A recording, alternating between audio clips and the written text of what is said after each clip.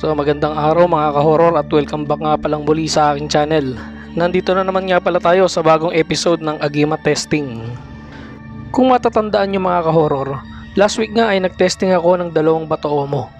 Yung isang Bato-Omo nga yung aking talagang inaalagaan at dala-dala ko kahit saan. Kumbaga ito yung aking dinadasalan at inoorasyonan. At yung isang Bato-Omo naman ay yung binili ko sa Shopee. At naisipan ko nga testingin yung dalawang Bato-Omo nito sa pamamagitan ng apoy. Kung matatandaan nyo rin mga ka-horror ay dalawang beses kong tinesting ang Bato-Omo na ito. At kumbaga dalawang lighter yung ginamit ko. Isa yung normal na apoy lang yung binubuga. Tapos yung isa yung may pressure o yung parang acetylene ang dating nung lighter. So mas mainit kasi yun eh. So dun sa unang pagtesting ko ng normal na apoy lang ay parehas pumasa yung Bato-Omo. Pero pagdating dun sa yung may pressure ng lighter ay kitang-kita nyo naman na yung talagang tangan ko ay pasado at yung nabili ko sa Shopee ay nabutas yung plastic. Kung tatanungin nyo naman ako mga ka-horror kung Bato-Omo nga ba yung talagang nabili ko sa Shopee ay masasabi ko na Bato-Omo ito. Kasi yung itsura niya at saka yung bigat. Kumbaga yung weight niya ay halos magkaparehas doon sa tangan-tangan ko. So ang pagkakaiba lang talaga nito siguro dahil kargado ng dasal o orasyon yung sa akin ay mas may bisa ito nung tinesting ko. Nabanggit ko rin mga ka-horror doon sa huling video ko no, na itong Bato-Omo na galing sa Shopee ay isasama ko dito sa Bato-Omo na talagang tangan-tangan ko. Kumbaga pag inoorasyonan ko at dadasalan ay magkasama sila. At sinabi ko rin doon na itatry kong testingin ito after 1 week kung may pagbabago ba o pagkakaiba doon sa unang testingan na ginawa ko. At eto nga mga ka-horror ang ipapakita kong video sa inyo ngayon. Dahil katatapos lang ng halos 1 linggo ay testingin natin ulit yung Bato-Omo para malaman natin kung ano ba ang mangyayari, kung may pagbabago ba dito. So tara mga ka-horror at sabay-sabay nating panoorin ang video. So dito nga mga ka-horror ay makikita nyo na andyan yung dalawang Bato-Omo na kulay puti. Yun pa rin yung last week, yung binili ko sa Shopee, yung merong X. Tapos yung isa yung talagang tangan ko. At andyan din yung tatlong mutya pa na lagi kong dala-dala. Yung nakapatong dun sa may maliit na bag na itim yan. So yan yung hindi ko alam batong ilog yata yung isa na yan, pero iba ang bigat ng isa na yon. Ito naman yung itlog. Tapos yung isa yung kulay itim na bilog din. Hindi ko masabi na Bato-Omong itim siya kasi iba yung ano niya yung weight niya hindi ganun kabigat kumpara diyan sa puti na Bato-Omo. So yun, tinesting ko na rin yung lighter mga ka-horror at kita nyo naman na talagang umapoy. So simulan natin dun sa Bato-Omo na tangan ko na ito yung talagang palaging daladala ko at kargado ng dasal to. So tingnan natin kung mabubutas. So yun no? Mga horror hindi pa rin talaga nabubutas ano.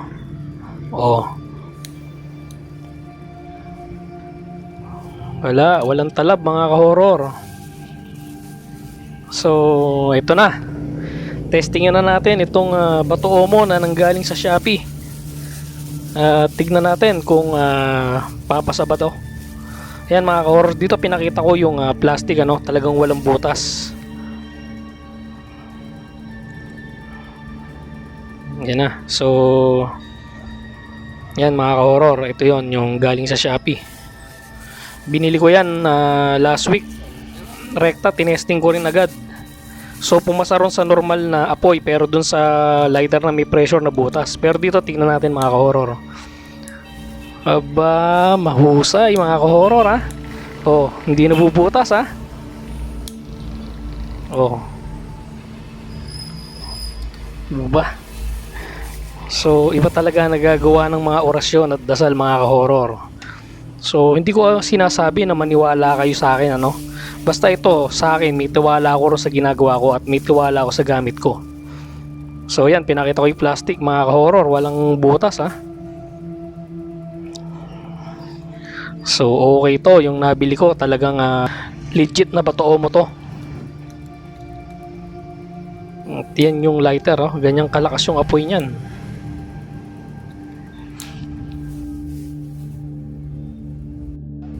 So bali dito naman mga ka-horror ay naisipan ko na mag-testing ulit.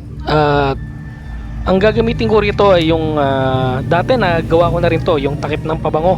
Dahil sobrang kinis ng takip ng pabango na yun eh. Tapos itong tatlong mutya ko na nakapatong dun sa bag. Tetestingin ko ron sa lighter na malakas yung pressure at tingnan natin kung ano ang magiging resulta. Then after nyan ay tetestingin ulit natin yung dalawang batoo mo na puti, yung tangan-tangan ko talaga at saka yung galing sa Shopee, kung parehas pa rin ba na magiging resulta. So dito unahin ko na yung takip ng pabango. Tingnan natin mga ka-horror kung ano magiging resulta. Yan, saglit lang yung apoy mga ka-horror, nabutas. Kita naman mga ka-horror at nasaksihan nyo mismo na nabutas nung apoy yung plastic. At dito pinakita ko nga yung butas nung plastic, ano. So next tayo mga ka-horror, tingnan natin kung papasa ba to. Ito yung isang mutya ko na hugis itlog na bigay sa akin ng matandang manggagamot. Tingnan natin kung papasa ba to. So yun, saglit lang din butas mga ka-horror. So wala to, hindi siya pumasa. Eto, tingnan natin to. Ito yung sinasabi ko sa inyo na hindi ko alam kung batoo mo ba to na itim, dahil magaang siya eh. Mas mabigat yung batoo mo puti eh, mas maliit pa yon. Pero ito mas malaki pero magaang. Yan oh. Butas din mga ka-horror. So ito naman yung batong ilog. Actually itong batong ilog na to, na testing ko na to dati. Meron akong isang video, matagal na yon. Tinesting ko to kung papasa. Sa normal na apoy pumasa to eh, yung batong ilog na to. Pero dyan sa apoy na may pressure, wala, hindi siya pumasa. Iba talaga yung lighter na may pressure, ano.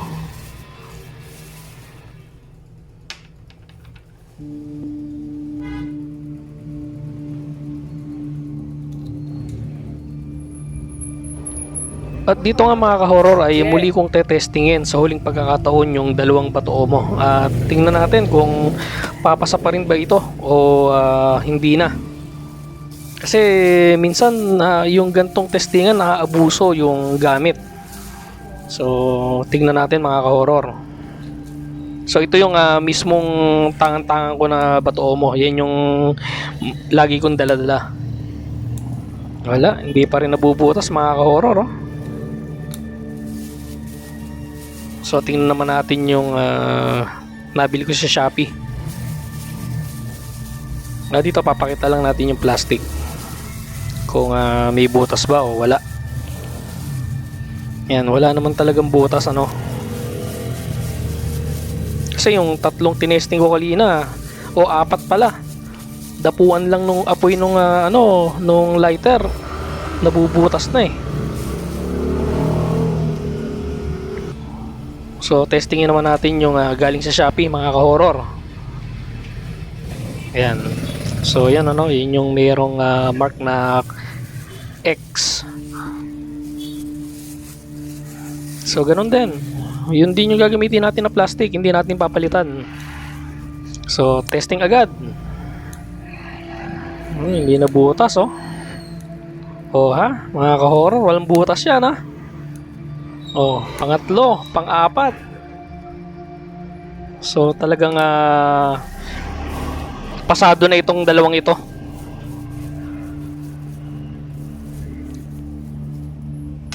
So papakita natin yung plastic kung may butas. Ayan o, wala o. Wala talagang butas.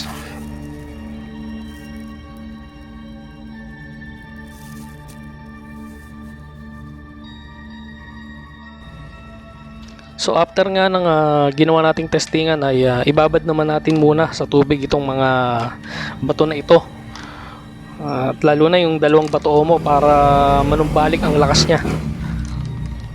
At yun, napanood nyo mga ka-horror, at talagang iba ang nagagawa ng dasal sa mga gamit.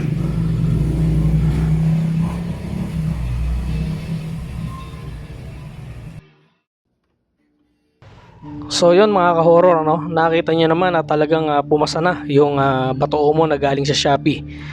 At maging yung bato mo na tangan ko ay talagang hindi nabutas yung plastic nung ginamitan natin ng lighter na may pressure. So kayo na po ang bahalang humusga mga ka-horror kung kayo'y maniniwala rito o hindi. Siguro sa susunod mga ka-horror ay itatry ko ring testingin ang bisa ng bato mo ko sa pamamagitan ng kabal. Pagdating naman sa gamit mga ka-horror, ang panuntunan ko ay kailangan ay 100% na may tiwala ka rito. At syempre, yung mga dapat na gawin tulad ng pagpapakain at pag-oorasyon, dasal ay huwag nyong kakalimutan. At yung mga bawal, syempre dapat huwag din gagawin yung mga ganon para yung lakas ng gamit nyo ay hindi humina. Hanggang dito na lang mga ka-horror, at samahan nyo akong muli sa mga susunod ko pang mga video patungkol sa agimat. Maraming salamat po.